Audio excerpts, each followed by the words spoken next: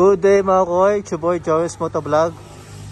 Ngayon nandito ako sa Rusi, sa branch po ng Lagaw. Nag-update po ako kung meron na yung yung plus 150i. So sabi wala pa. At wala pa silang stock ng dito ng Adventure X. Ayan. So yung na-video ko noon, yung pa rin po yung yung available.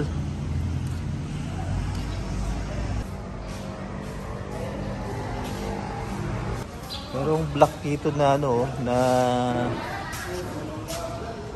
Surf 125.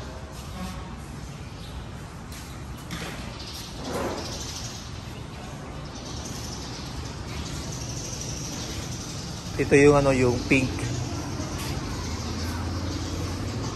saka red. Ayan mga koy, sa mga naghahanap po ng Delta dyan, ayan, ito meron silang stock kulay gray. Ayan. Medyo bago na yung decals yung mga koy.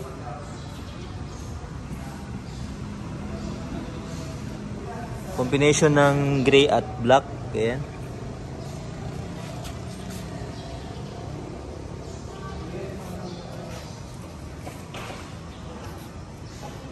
So meron pa silang stock doon na kulay blue.